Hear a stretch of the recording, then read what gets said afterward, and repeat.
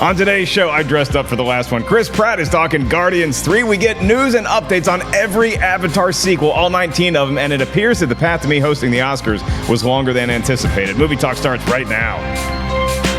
About 6'8" of The Rock standing in my way to host the Oscars this year, so I don't think it's going to happen. Hello, ladies and gentlemen. Welcome to Collider Movie Talk. That is Perri Nemiroff. That is John Rocha. I am merely Mark Ellis. This is my swan song show, so let's see if I can not mess it up one more time. Well, we have a bunch of movie news stories to get to. Then we're going to save some time for your live Twitter questions. Before we get to all that, it is with a heavy heart that I have to pass along the very sad news that Mark Riley and his fiancée Julie have announced that their beloved dog Cal passed away today.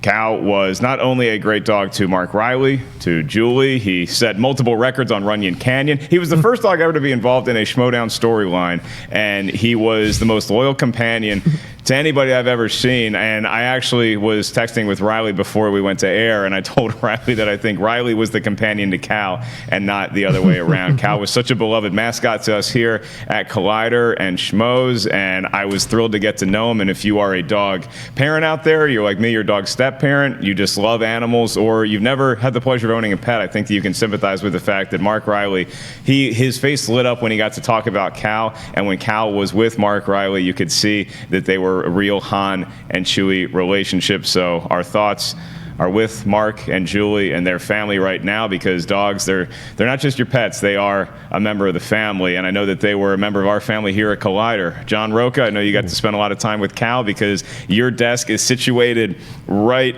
I guess, opposite of Riley's. So Cal probably enjoyed hanging out with you because you have the most snacks of anyone in the office. Well, it's true. I do have a bunch of shelves full of snacks. It was heartbreaking to get the news. We got it in the middle of Jedi Council, which made it even harder to get through that episode. That dog, every time you heard the clickety-clack of those 4 feet coming through the door, whenever Riley would bring him to the studio, always made me smile. Putting his head on my lap, making sure my black jeans were, caked in his hair was some of the best stuff. I always smiled whenever I get home with my black bag and there's Cal hair. I knew he was there that day, and it's such a shame to hear this. I lost our dog years ago to cancer as well, so hearing this is even more heartbreaking the way he went. But greatest spirit ever, most beautiful dog ever, so much fun to talk to him, and even when he would moan whenever Riley wasn't around, it was the greatest thing to hear.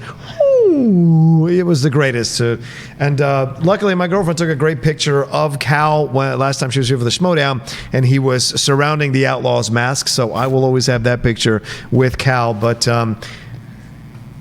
it's a tough loss. I can't, I don't want to get too emotional about it, but it was a beautiful dog, and we all loved seeing him whenever he came into the office. And I'm still new to the Schmoes world, so to speak, you guys have had more years with him, but I feel like I became fast friends with Cal quickly. Yeah, and Perri, when you talk about, why we would acknowledge something like that here today on Movie Talk, I think in talking to Riley, it was just reiterated to me that this is more than just a show. This is a community of people that come together for shared experiences. Now, usually they involve movies, but they know us, they know our personalities, and they know our best friends, and Cal was certainly that. Cal was definitely a part of it. I'll just never forget when I first moved out here how difficult that was for me, and not only did the people in this office make me feel loved and welcome from day one, but genuinely walking into that office and having Cal come up to me and show me that unconditional love meant the world to me, and I adored that dog. But a long, wonderful life, and Riley truly is one of the best dog dads out there. So thank you to him for treating Cal with so much love, showered him with love every single day of Cal's life. And I feel for them. I just want to send Riley and Julie my love, because my heart breaks for them right now. Yeah, Cal was always willing to come up and greet whoever came into the office for about 15 seconds. Then he'd start to look around and be like, wait, where's Riley? Where's Riley? There's Riley. Okay, we're good. And I mean, knowing Cal for as long as I did, Cal and the dog that I'm lucky enough to be a stepfather to, Molly, they met one time in passing. And they're both, they were older dogs at the time. So they're just kind of sizing each other up. It was like when Shoeless Joe Jackson ran into Ty Cobb at the pharmacy years and years after they were playing playing ball. It was just like, you're just, okay, and we are done with this. But you can see the spirit, you can see the joy in Cal, how he lit up people's faces. People who came to work here long after Cal had been established as the office mascot, they warmed to Cal as well. He was just such a welcoming dog, and I know I speak for everyone here, especially the three of us here on this panel, that I know how much, Perri, you love Dewey, and how much of a part Dewey is of your life. Obviously, me with Molly, and Rocha, I believe you're the outlaw, and you have a number of horses in your stable. There's quite a lot, yes. It's just, we love our pets here. We cherish the animals, and I think rightfully so, hold them to a higher standard than the humans. And I just want to say this in case Mark or Julie, if y'all are watching, that we love y'all dearly. We are rooting for you. We are thinking about you. And in my opinion, any of the people that played Superman, or even Superman himself, is lucky to share the name Cal with Cal, the super dog. We move on to the first movie news story of the day, because that is why they pay us the big bucks. And that first story involves Guardians of the Galaxy 3. Of course, we're talking about this movie. Why? Because Chris Pratt is talking about it, and particularly what script we're going to use to shoot the movie. Now, I'm just going to rewind the clock here a year and remind everybody that James Gunn, remember, he made the first two movies, then he unceremoniously got fired by Disney for tweets from years ago, and he's not directing the movie anymore, but it was a big hubbub. Are we still going to use the script that he had already written and turned in? According to Chris Pratt, and an interview with MTV News' Josh Horowitz, yes, we are working off the James Gunn script. You can find the interview clip on Collider.com. Perri, Rocha, I saw the clip, and yes, Chris Pratt is in essence saying we're working off the script. I think it's a nice thing to say, to make the fans, the people who were ready to make picket signs with, we want James Gunn back, we're not going to go see this movie. Maybe it assuages those a little bit, or do you think that it only exacerbates the situation? Because if the guy's not good enough to direct the movie, but he is good enough to write the script for it, where does that leave us? Rocha, what's your take on all this? Look, for me, I may be way off base, but watching his face and emotions as he spoke about this, for me, Chris Pratt, I think, was holding back more than he wanted to say. And it was interesting to watch. Yeah, the script, we've heard the rumors that they're going to use the script. Okay, so he's going to use the script, great. But I think he senses that it's a tough decision, and he's still coming to terms with it and what he's going to do going forward with it. And I think everybody on this whole crew is going to have a real tough time bringing this ship into port without James. And there's still a lot of conflicting feelings, because there was a very strong response from this cast and from the fandom of these films to the Disney's decision of removing James Gunn. And you can tell that Chris is still coming to terms with it, and that is tough to see, but I'm glad they're using his script, James Gunn's script. Perri, do you get the sense that they're, in fact, using the script, that we're going off this like this is Shakespearean dialogue, and we have to deliver it just as it's written? Or do you feel like we're working off the script in the sense that we have a script, it's a template, and we may have other writers come in and make adjustments?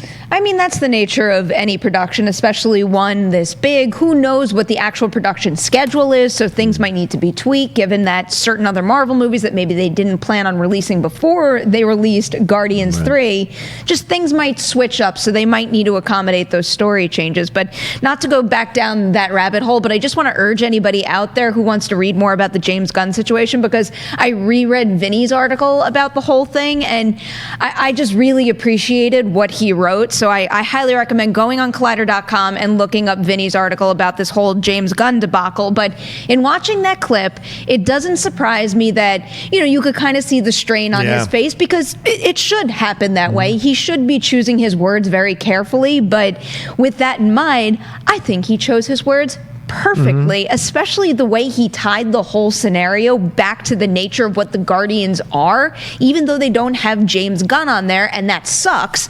Just like the Guardians, we have to band together and get the job done. And I think just the tone of where it ended made me, as a big Guardians fan, feel much better than I did before. I was playing Top Golf this weekend with Makuga and Ken in Arizona, and I haven't played golf in like 5 years, much to my How was I not invited? It was awesome, and I actually talked to you on the phone from Top Golf, and you would love Top Golf.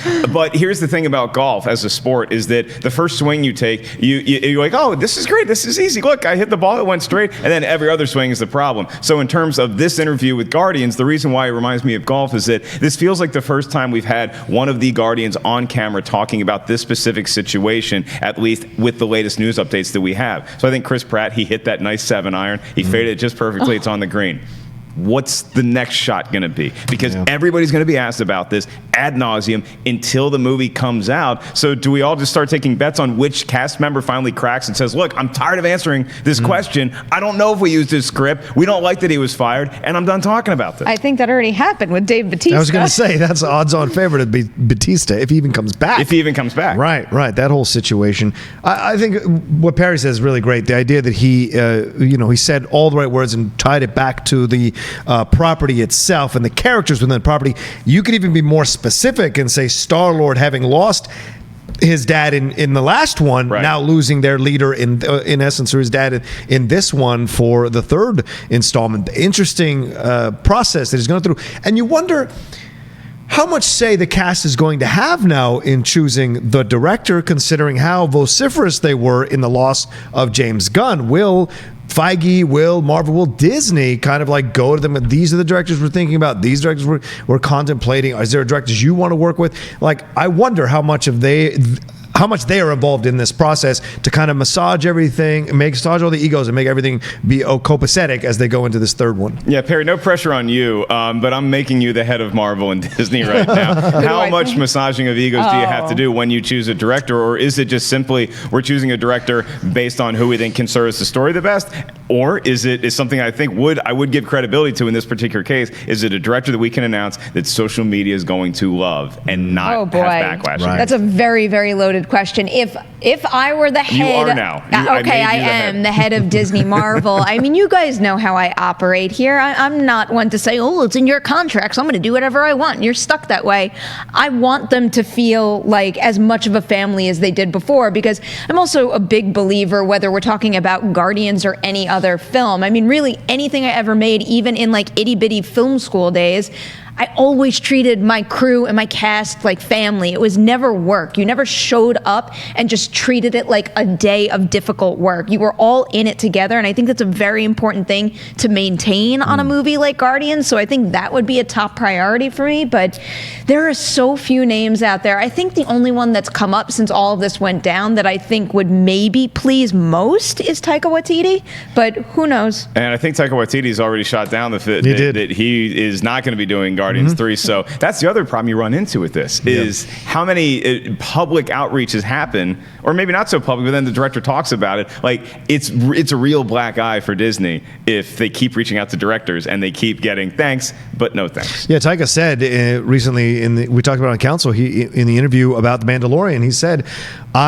those are James's films, and I don't want to direct them. To me, it's like me walking into someone's house going, I'm your new stepdad, and this is how you make peanut butter sandwiches now. And so it's like, I don't want to do that. So I think there's a lot of directors are going to hesitate to jump into this situation because of how unique of a situation it is. Not just the way James Gunn was removed from the franchise, but also the way the actors reacted to it and the way the fans reacted to it. So I wonder who they'll bring in. You got to, like I said, I joked about Ron Howard yesterday, but I wonder who you find to step into this spot that really gets the fans back excited about this franchise and gets the actors on board to want to see what they could bring to it, what this director brings to it. I can give you all some names that the chat room is suggesting, in case Perri, please, as the head of Disney, wants some help. Let's hear it. Basis 1996 is saying that Travis Knight would be a good pick.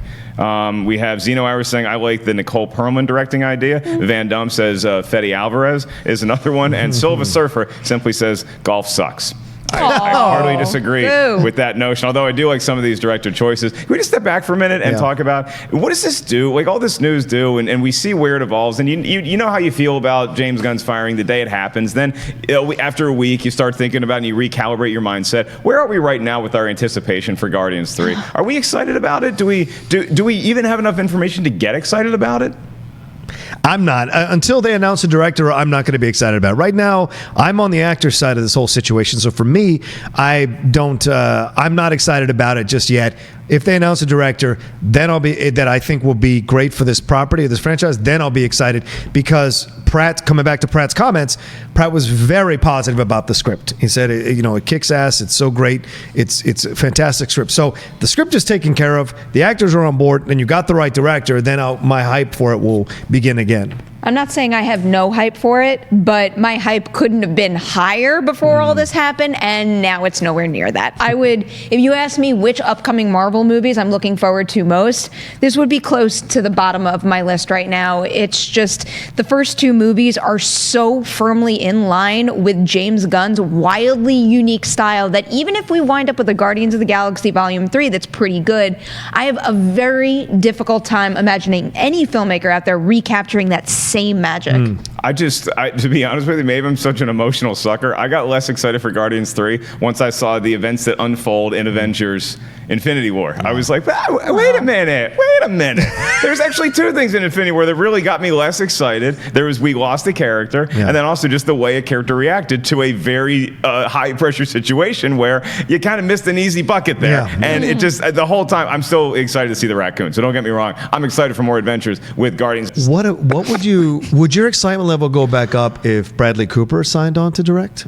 Coming off of A Star Is Born. Oh boy, that's a voice in the no. I mean, Spicy take there. I don't someone hate it. intimately involved with that franchise stepping in to direct it. Wouldn't that be an interesting to have choice? Somebody that actually signed the petition, or whatever that thing was. It wasn't a petition, but it was a notice of support, I guess. To James Gunn, they all letter signed of support. it. One of them who signed it actually signs on to direct the movie. That's pretty tempting. I mean, we're talking about someone who should have been an Academy Award nominated director, so that does bode well. But I agree with that. You look at A Star Is Born and you look at the VFX required for something like Guardians, and there's clearly something missing from his toolbox that I would have liked to have seen a little proof before I could start beating the Bradley Cooper drum here. I hear you, but it's just that Star Is Born is such a big film, for a small story in a big film. Because it's what, 2 hours and 15, 2 hours and 20 minutes. It's not a short film, so he makes it feel epic in this story, even though it's a small story. And Marvel has a history of taking, filmmakers that make small movies. Not like Gunn was making like these massive, big budget films. Or the Russo brothers, or the Peyton Russos, Reed, or anybody. Yeah. So I wonder. Well, Gunn had still worked with a certain degree of visual effects and makeup effects too. But had the Russos with Community?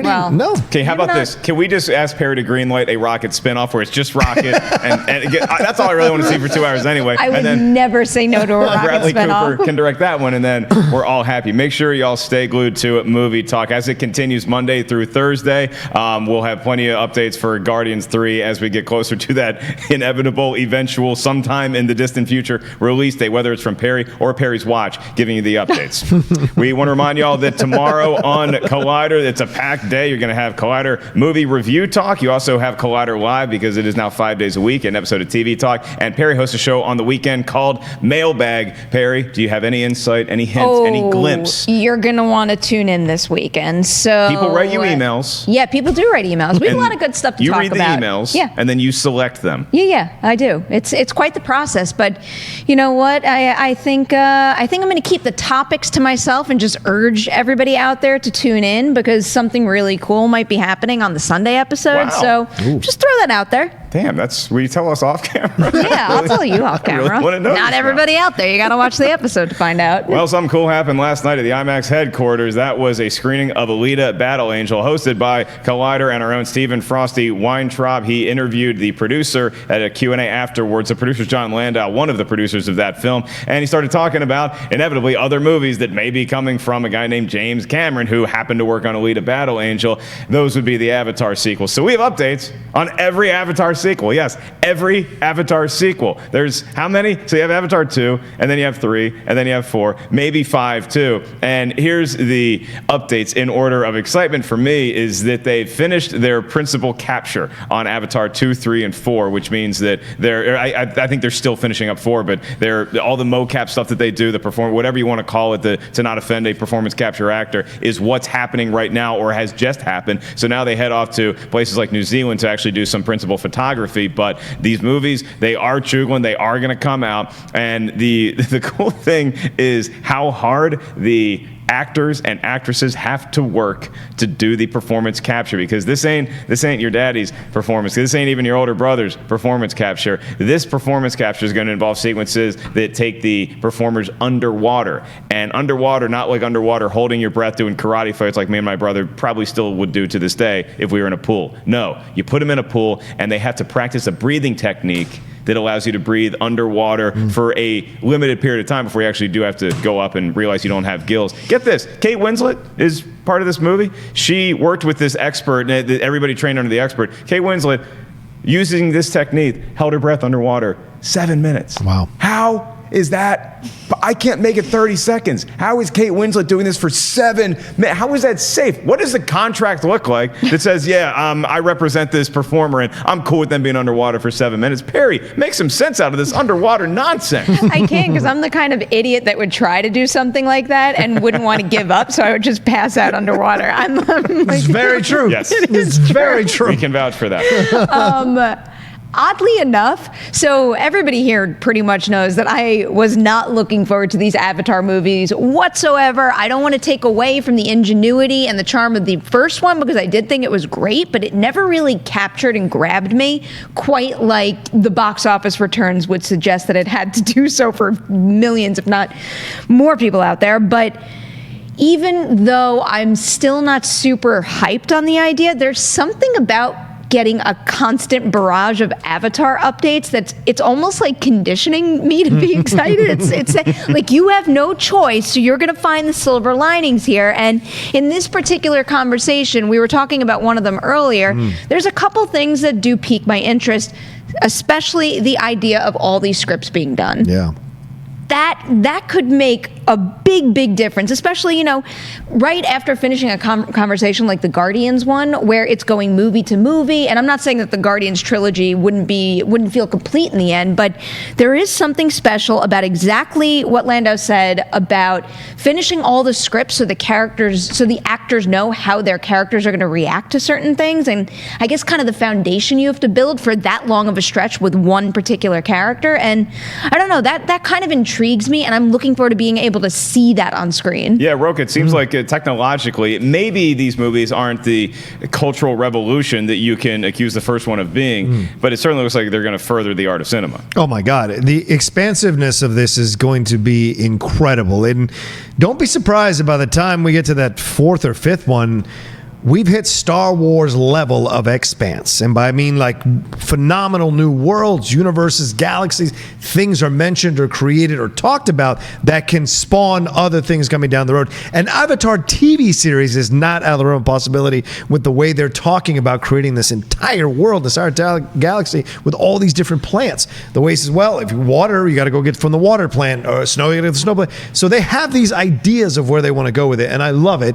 The idea that they've written 4 scripts ahead of time, with Perry mentioned this, what we were talking about. This is so unusual. It is really rare that a franchise writes 4 scripts out before they start shooting. Yeah, they'll have the bones, but 4 scripts out, fully written before they start shooting, that's pretty incredible. And I think it'll be interesting to see if it works and if it's smart enough. We've heard of films obviously shooting back to back, but this is like insane kind of levels of preparation. And what else would you expect from James Cameron? So it's not surprising to me that Kate Winslet got motivated to hold her breath for 7 minutes underwater. Everyone else seems to be pushing past their comfort zone and doing something new and different and interesting. So I'm not surprised by this at all. But everything I read, I'm with Perry. Avatar never was one of my favorite James Cameron films. I never got necessarily like run back to watch it. I've enjoyed it when I've watched it, but it's never been like, oh, this is incredible. The filmmaking has been phenomenal. The story was I'd seen it before.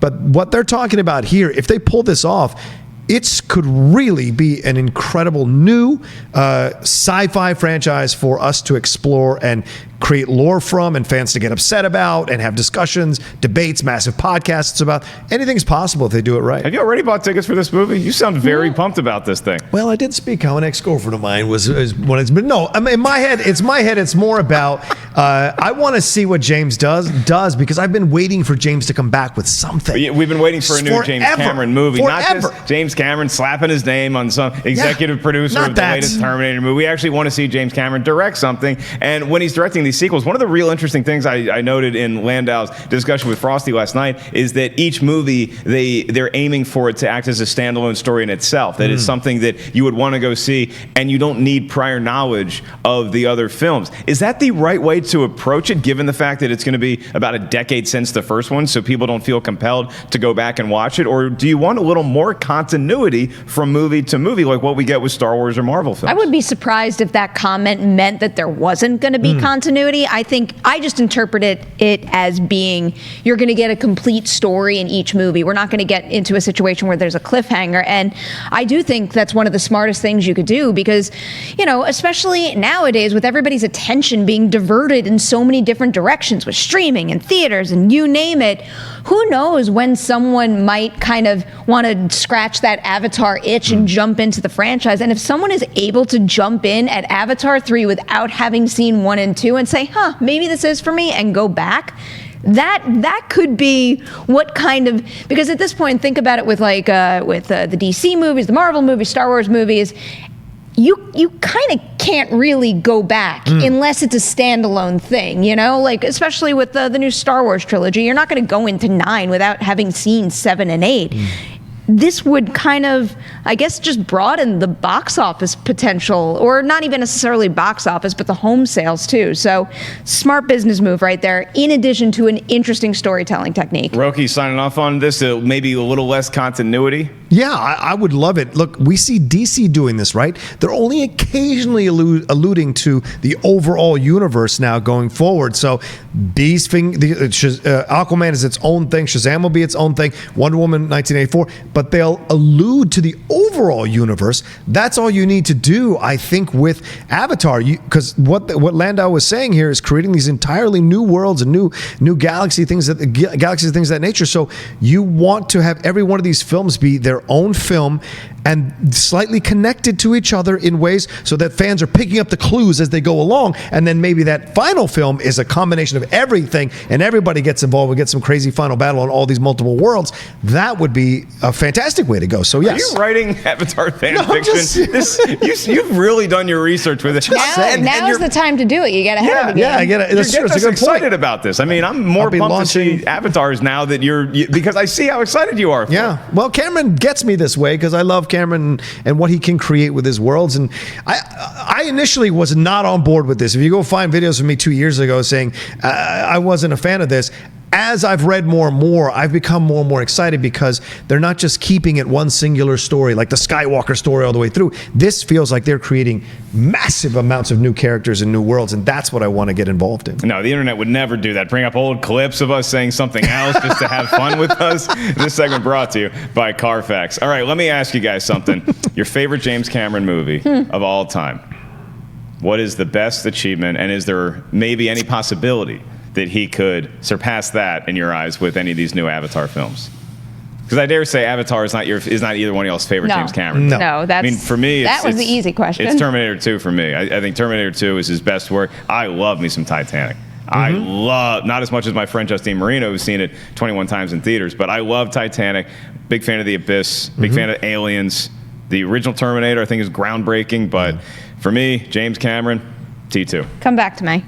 Perri's going to use her pass card. I'm stressing about this. One more time, and it's a physical challenge. Which is you have to underwater. You got to go find a flag and pudding. Don't do that, because I will. I share your Titanic love. I saw that 8 times in the theaters. It's a good number. For the filmmaking alone was incredible. That's why I went. But for me, Aliens is the one I always come back to because I have no complaints about Aliens. Not one. It's such a fantastic film that does not even need you to have seen Alien to enjoy it. And that's a gift. And maybe that's what he's going to do with these Avatar things. Kind of the same thing. So to me, Aliens is the one. I can't go with T2 because Edward Furlong just doesn't hold up for me.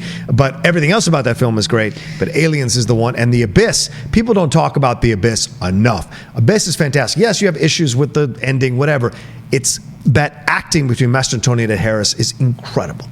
I'm stressing between Aliens and Titanic because when it comes to the Alien franchise, I have Alien a notch above Alien, so it makes me feel like I should be picking Titanic. But why does one have to influence the other?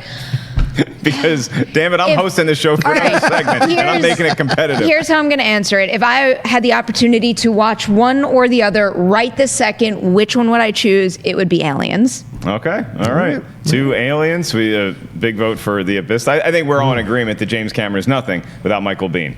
Moving on to our last story. Before we do that, I want to remind y'all we're going to save some time at the end of the show for your live Twitter questions. Go ahead and start tweeting us right now at Collider Video. Use the hashtag Collider Movie Talk. Our last story involves Twitter because a Twitter user, as many do, was asking anything of The Rock, and one particular was saying, hey, would you ever consider hosting the Oscars. You'd be the perfect champion for the Hollywood award shindig.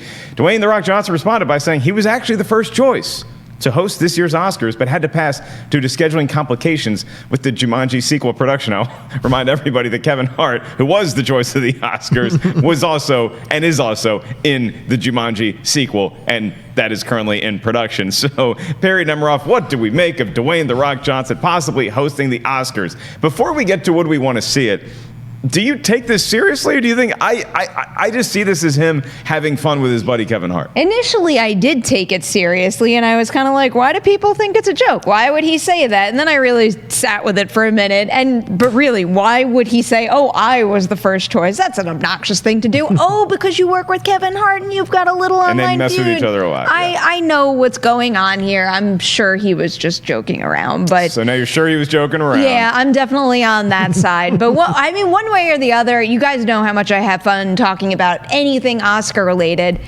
I want a little clarity about how this ceremony is running so I can stop stressing about that. I need to worry about how it's running in this particular building for the night of, and now I'm busy thinking about the run of show.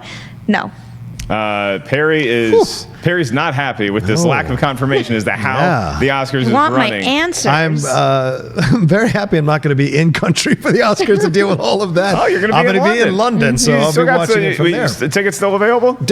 Maybe five. Like five maybe tickets? 5 of the 200 are available, I think. Wow. Seinfeld 4. Yeah, Seinfeld 4. There you go. Get your Seinfeld tickets 4. now. There you go. Thanks to Adam for putting that video up of me interviewing The Rock. Still one of my favorite ones with Kevin Hart from Jumanji. This is a joke, and it's a fun joke. They always bust balls of each other on social media, so there's no way I don't think it's a joke. I mean, one of my favorite pictures is The Rock holding his baby, and someone superimposed Kevin Hart's face onto the baby's face. That's really funny. And for him to say they asked me first, that's the tell. They asked me first, but I had to do the Jumanji sequel, so I couldn't do it. And I also think it's a weird way of him defending Kevin Hart in a real subtle way, because he's saying I turned it down because I'd rather do this movie with my friend than go host the Oscars, the one that you dropped as a host. So there could be some subtle kind of positive support for Kevin Hart through his tweet, but either way, I don't think this was possible. That being said, I would love if this is also some kind of deft, brilliant campaign by The Rock and his team, who are incredible. $7 Productions, they're smart people, to get The Rock to host next year, to put it in their ears to have The Rock host next year, because The Rock would be a fantastic. If you want to get ratings, get The Rock hosting the Oscars. I see this tweet, and again, like I heard about it this morning. I'm like, yeah, this is a joke the whole time. I would love to see The Rock host the Oscars. I think The Rock would be great at hosting it. I wonder if the Oscars appreciate the tone of that tweet, though. I sneakily think, despite the fact that they know it's stressing you, Perri Nemiroff, out, I think the Oscars love what's happening right now. It's attention. Because what better way to get people to tune into a show that has had dwindling ratings year in, year out for the last 10 years than to not say who's hosting what segment. Now we have to watch, because it's like that stupid Masked Singer show where now we have to keep watching because we don't know what celebrity's coming out next. That's going to happen, but I do see the producers of the show shaking in their boots right now. I think they're going to get higher ratings, but I am just picturing pure panic on that end. That's a very fair point. So I think the producers are nervous about how they're going to pull the thing off too, but people are going to tune in because they do not know who's coming out next, and it would not shock me, not just from this tweet, just given everything that I'm sensing in the air with my spidey sense, if The Rock and Kevin Hart came out to present something at the Oscars. It would also not shock me, and my friend Jacqueline Coley, Rotten Tomatoes, is the first one to turn me on to this theory, if the opening of the Oscars does have Billy Crystal come out and do it at a time.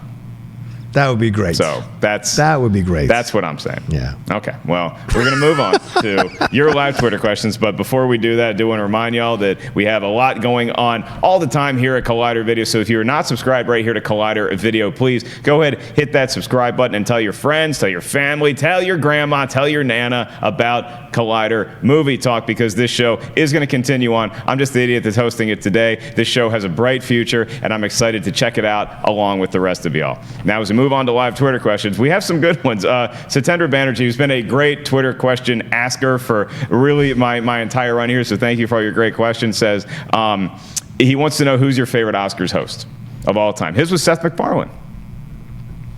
Favorite Oscars host. Billy Crystal. All time. You're going Crystal. Bar none. No one was better. No one understood the job better. No one got it, and no one was beloved by the fans in the entire time that I've been alive, because I never saw Bob Hope host the Oscars. In the entire time I've been alive, Billy Crystal was the one that everybody wanted to host, and then people would clamor to get him to host, and he understood how difficult of a job it actually was.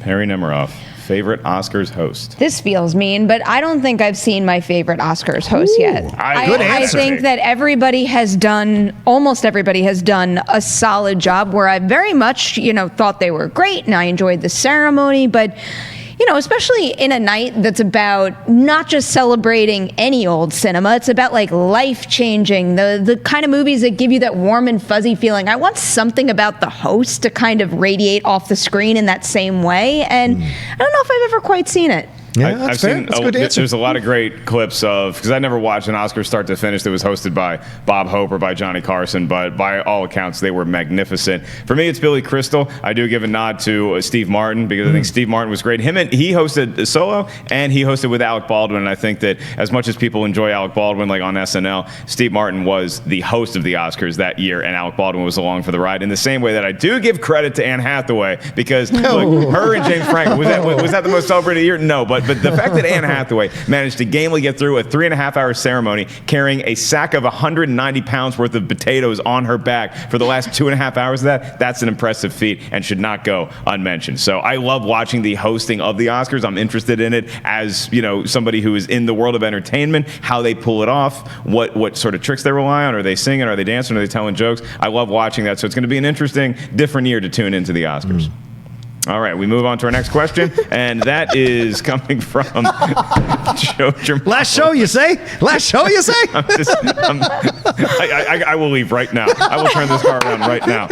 Joe Germano, it says, since today is the end of the Baby Carrot saga, what film franchise had the best last movie to its franchise? Question. For Joe, he wants to weigh in as well. He says it's the Rocky franchise. He thought Rocky Balboa was fantastic, or you could even see that Creed 2 as the end of that story. So Rocky's pretty good call. I was thinking about it today, and I was looking at the Best Picture nominees for this year, and like who I'm rooting for, and my answer is either Black Klansman or Black Panther, but my real answer is Creed 2. Yeah, you love that movie, man. It would be somewhat of an upset if Creed 2 won Best somehow right in it's upset. not nominated. Who knows if it's the end, though? That's what I'm saying, yeah. But I mean, look, I'll give you some leeway on this, because I consider Return of the Jedi the ending of a chapter. Yeah. So my immediate knee-jerk answer is always going to be Return of the Jedi. I'll try to think of something else for you, Joe. For me, it's Star Trek 6. Star Trek 6 was an incredible way to end the original trilogy. The Undiscovered Country? The Undiscovered Country. That was a really great film to end that first 6 films that was the original trilogy. Generations doesn't count because that's them handing the mantle over to the new generation. So to me, Star Trek 6 was an incredible ending. It's the second favorite Star Trek film behind Wrath of Khan in that original 6. So I thought it was a great way to end it. I think that's the one. If I could cheat like you just did, I think I would pick the new Halloween movie just because I loved it so much. I said I was thinking, first of all, Return of the Jedi was up for a little bit longer. I'm thinking of a movie. I'm computing it. Okay. It's kind of making me a little sad how difficult it is to think of one, but I will, even though we know we're getting Final Destination 6, I will applaud what they did with the end of Final Destination 5, because that was something that I didn't see coming. I thought they hid that really well, and the way that it honors the rest of the franchise, it worked for me big time. I like that. Okay, so because Perri was so accusatory and calling me a cheat, I will not take Return of the Jedi. Nay, I will cheat with a different trilogy and say Indiana Jones. Because Indiana Jones and the Last Crusade. Yep. And I've said this before on this show. Yep. When it's Marcus, Sulla, Indy's dad, and Indy, and they're riding off literally into the sunset. When they cut that short, if it's on TBS or TNT, I write an angry letter. I sit down, I get some stationery, and I say, "Damn it, Ted Turner, let that play out," because it might be my favorite part of the whole trilogy. Just watching them all ride into the sunset. It's so beautiful and cinematic. Love the way that they pulled that off. So that is my answer. This would have been a much easier question to answer had it been the reverse. Like, what is the worst trilogy ender? Because literally every single thing I'm thinking of falls in that category. Well, give me what he said. Godfather 3. That's the worst. I started to look at the posters behind you and go through everybody's franchise, and I can't really defend certain Jurassic Park movies in comparison to the original. I'm looking at James McAvoy. I'm thinking of what they did with Apollo Apocalypse, which really bummed me out. I mean, there's a long list. Would you put Dark Knight Rises in one of the best or in one of the worst enders? I would put it in the worst. We would. Okay. I definitely wouldn't put it in the worst. It's just hard for me to put it in the best, considering it followed up The Dark Knight. Yeah. I wouldn't. It's not the worst closing to a trilogy, but I would not. It's not going to be. If I'm sorting out my piles of trilogies at home, I'm not putting in the best. Sorry, got to set me up for that. I'm signing off in 5 minutes, and I'm just. It's a everybody's question. coming after me. How about Revenge of the Sith? Because it ends better than it starts. Yeah. Revenge of the Sith, I can't. Despite your spider hands, there's something has always really bugged me to this day about Darth Vader screaming no. Once you're in the suit, you're like you're a different being. You're more machine now than man to me, and I can't deal with it. But it is cool seeing the twin sons, and I get a little emotional, so it's fine. All right, Nick in NYC says, in honor of Cal the Schmoedog, what animated movie? What animated dog or movie would you like to have in real life if you could? So a dog in a movie is basically what he's asking. Doug. It could be. Wow. Doug. From Up. From Up. Right. Squirrel. Good choice. Squirrel. That was easy. Cal had a little bit of that in it. Or Zero from Nightmare Before Christmas. Okay. I'm a big fan of Bolt. As far as animated goes, I love the moxie of a Bolt. But as far as dogs in movies go, John Rocha, what do you got? I will take Bryan Cranston from Isle of Dogs. His dog was great because you're like, that's a damaged dog because of the upbringing and the things he had to do. And then once he finally gets like some affection and friendship, and what happens with most dogs when they get rescued, once they get surrounded by love, their real personalities come out and they become less like scared and they don't bite you as much. And that's what the gift of a dog. And then the dog gives the love back to you that you gave to it at the beginning. So to me, that's what's great about that Bryan Cranston dog in Isle of Dogs. Yeah, it's pretty good. And if you can count Scooby-Doo as a movie, I'm sure there's Scooby-Doo movies. I'm a big Scooby-Doo fan. I used to love Scrappy-Doo. And at tuning in, I've caught some Scooby-Doo with my niece and nephew, or on my own. And I see Scrappy, and I'm just like, no, you can. You don't like Puppy Power? I'm not a Puppy Power guy anymore. Jesus. Nope. No, I'm not. All right, one more question, and then we are going to call it a day, and we'll put a bow on this little tenure that I've had as the host of Collider Movie Talk. Jonathan Caro has a nice question to take us out on. He says, what's your favorite goodbye in a movie? His come on. is the exit from The Truman Show. In case I don't see you, good afternoon, good evening, and good night. I like that. Please, nobody judge me, but this is the first thing that came to my mind, and it makes me cry every time. Armageddon. Yes! I'm totally in on that. Yes! Signing off right now. It kills me every single time I watch it. I am just in a puddle of tears. We did it, Gracie. Yeah, when it's Willis talking to okay. And especially good one, like when she's like touching the TV. It's so sad. I watched Armageddon because I love America. I watch Armageddon every July 4th. Damn right. I do the John Adams run on HBO, and then in the morning, and then I go get drunk at a barbecue, then I come back and I watch Armageddon. And Armageddon's a fun movie. Even I, as a huge Aerosmith fan, I'm like, man, they put a lot of Aerosmith in this movie, but Liv Tyler's in it, so. Best goodbye in a movie? That's tough, man. Well, you also just said July 4th, so I think about Independence Day when Russell Case flies his jet up and he says, up yours. That's after he says some nicer things, but I like that goodbye. I got two. Sally Field and Forrest Gump, when they have that final conversation, and she's like, what's my destiny, mama? And she goes, that's what you got to find out for yourself, Forrest. And then they go to them. Ooh, that's a good one. Right? That'll tug on the heartstrings. Yeah. And also Albert Finney in Big Fish, when who plays the song? Billy Crudup carries him, after he says, he carries his body all the way, and you see all the people he comes in contact with, all the stories he told, and then he lets him go in the water. And the look on Albert Finney's face of how he's come home. Forget the look on your face describing that scene to me as though I'm somebody who's seen Big Fish. No! Now it breaks my heart. I still haven't seen it. Yeah. Well, I got some more free time on my hands now. I can go catch all these movies that I've been missing. Look, I was thinking about this too because it's like, how do you sign off as the host of Movie Talk? You should probably go out on a movie quote. So, Jonathan, to answer your question, there's a lot that have been running through my mind in the last week. One was No One's Ever Really Gone. Obviously, I'm going to go to something that's Star Wars-y or May the Force Be With You. I could make my poster thieving friends Dorina and Nathan very happy by quoting something from Young Guns 2, like when Doc says to Billy, "Billy, let's finish the game." But the one that just sticks in my head is one of my favorite lines, and my family quotes it because we are a strange comedic family, is the last line in the movie Clue, when we find out who Mr. Green really was the whole time, and he says, "I'm going to go home and sleep with my wife." So shake, rattle, and roll. And that is going to do it for us here on this episode of Collider Movie Talk. So many thank yous to dole out, and I don't have time to single out every individual that has had some hand or role in getting me into this seat, which I have such regard for and reverence for. When John Campea was sitting here, the fact that I got to take over to him was such a high honor, one that I don't think I could ever live up to. And passing the torch on to the next host of Collider Movie Talk is an honor that now I get to do. It's a marathon, it's a baton race, and I'm just happy to be one leg of that sprint. Perri Nemiroff, thank you for joining us here today. Where can all the kids out there find you? At P. Nemiroff. Can I say one thing about you? I guess we'll allow. All right, I can't let you close it out. I'm sure everybody out there knows, but from a producing standpoint, and I think from the standpoint of anybody that works in this office, Mark Ellis, you could see it on camera, but he is truly a freaking ray of sunshine when he walks into this office. Always has the best attitude. He's game for anything. Seriously, stop laughing. You really do have a great effect on this office, and that's why we're so close. That's why we work so well together. It's because of influences like that. Someone that works super hard, someone that always comes to set prepared, no matter what crazy things I throw at him in the show notes.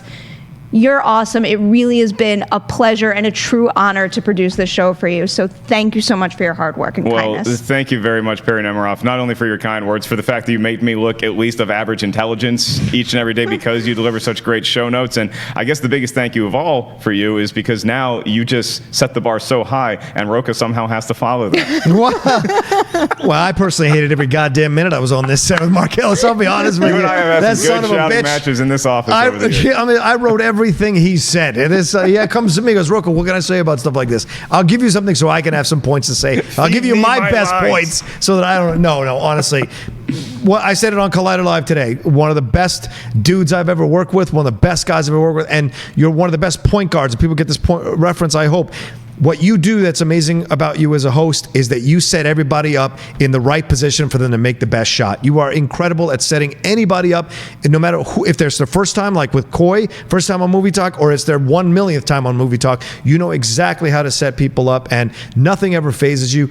Me still learning to be a good host, watching you every day that I've had a chance to be on the set has been a masterclass in hosting, because nothing ever shakes you. You rarely ever stumble, and you always roll with whatever happens. Like Perri said, you roll with whatever's going on and you make it work. And you can't ask for anything more than that from a host. And so it's been my honor, honestly, my honor, my blessing to not only be a panelist on here, but to be your friend. So I wish you the best of luck at where you're going, my friend. Well, I really appreciate both y'all making the time to be on the show this Thursday, because I did want my two favorite panelists to help send me off into the Indiana Jones and the Last Crusade sunset, because I think about all the great talents that I've had a chance to work with since I took over on the show, all the way back in the early days when Ashley Mova and Sinead DeVries and Natasha Martinez were here, to Jeremy Johns, Christian Harloff, who helped me get into this whole world. Thank you to Mark Fernandez, who allowed me to continue steering the ship once he took over the helm at Collider, and to Wendy Lee, who is always great at wrangling me, at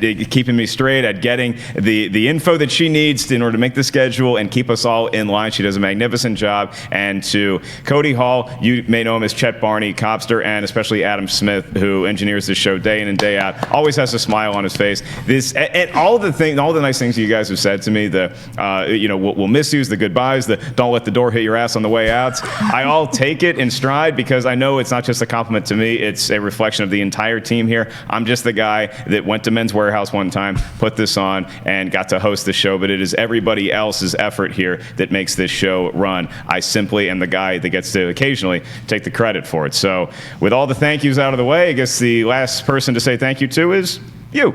It's not the entire internet. It's actually you, the person I'm talking to right now. I appreciate your support. I appreciate your kindness. I appreciate your honesty. Even when we disagreed on this show, it was a good time. I've been hosting this show for 2 years, and I'll be honest with you, I was thinking about it this week, and it feels like it went by so quickly, and I don't know where the time went. And so I'll remind you that you're watching this show and you're enjoying us each and every day, and we're people and you're a person too. And when we get into this room, we do this show, we're more than just that. We become a community. And this community is so special to me, and I'm not going anywhere. I'm still going to be in the community. I still live in the town. I'm moving houses, but I'm still going to be around here. There's nothing changing with Schmoes or Schmoedown. This community is because of y'all. We're happy to be here on camera, but it's because of you guys showing up each and every day. So make sure that you take care of this community, you preserve it, you treat it with kindness and respect, because we're all people at the end of the day, and we're all just doing our best. So if I have to have a movie quote to take me out, I think that in honor of my favorite high schooler, I'm going to go with Ferris Bueller, because like I said, these 2 years have flown by and life moves pretty quick. And if you don't stop to take a look around once in a while, you could miss it. Thanks for your time. Thanks for your patronage. And thank you for all of the future opportunities that I will have both here at Collider and everywhere else, because you, the fan, somehow keep watching. I'm Mark Ellis. We'll throw it to the wide to say goodbye. That is John Rocha. That is Perri Nemiroff. I am merely the baby version of a carrot. I'm going to go home and sleep with my wife.